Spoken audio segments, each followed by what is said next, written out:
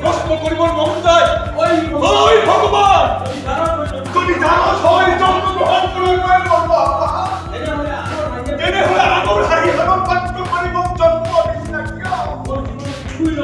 মোর জীবন তুই লগাই দি ইমান হই আছে কিয়া ওয়া ভগবান ওয়া মই তুমি কি অপমান করিছিল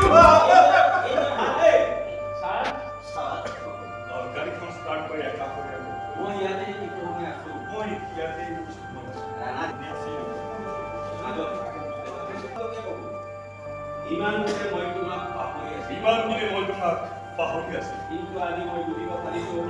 মই বুজিব পাৰিছো মনৰ জ্বালা আঁতৰোৱাৰ কাৰণে আৰু নিসংগতা দূৰ কৰাৰ কাৰণে তুমি মোৰ একমাত্ৰ সঙ্গী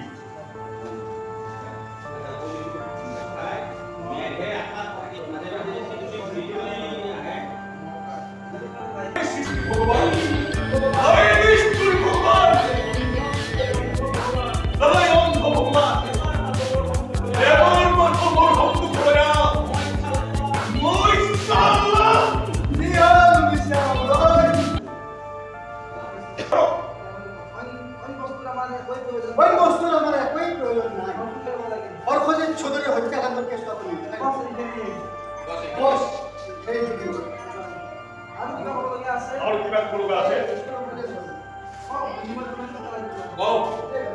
তাই বিনিময়ত আপোনাক কিমান টকা লাগিব এই হত্যাকাণ্ডৰ সৈতে তেনেহলে আপনিও জড়িত নহয় মই মাথা মাৰ কথা কৈছো সঞ্জিতে হেনো কেছটো উঠাই ল'বলৈ গৈছে সঞ্জিতে হেনো কেছটো উঠাই ল'বলৈ গৈছে মিছা কথা আজি এমাহ হ'ল ধনজিত শ্বিলঙলৈ গৈছে মোৰ আৰু বুজিবলৈ একোৱেই কথা এই যে হত্যাকাণ্ডটোৰ লগত আপোনালোক দুজন জড়িত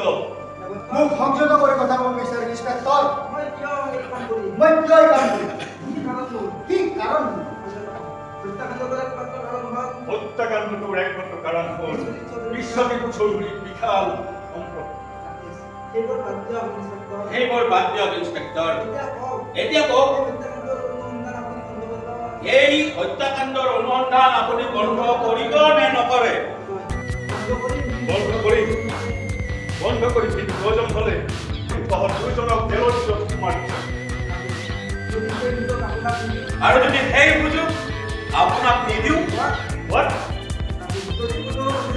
যদি কোনোৱে নজনাকৈ ইয়াতে আপোনাক মাৰি পেলাওঁ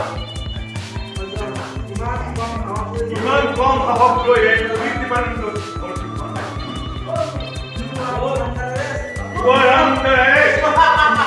এতিয়া মনত পেলাওক সেইদিনা থানাত কৰা অপমানৰ কথা এতিয়াতো আপোনাক ৰক্ষা কৰিবলৈ নিৰ্জন ঠাইত কোনো নাহে বুজিছো আজি মোক ভাগ্যই প্ৰদান ইন্সপেক্টৰ অজয় মৃত্যুৰ কাৰণে সাজু হওক আগতে তোৰ বিচাৰ কৰিব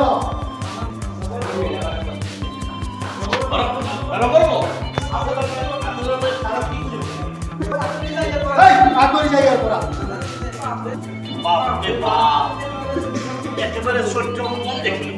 শ্ৰদ্ধেয় নাট্যপ্ৰেমী ৰাইজ এই নাটকৰ আখৰাৰ আগৰ আৰু পিছৰ খণ্ডখিনি শীঘ্ৰে দিবলৈ চেষ্টা কৰি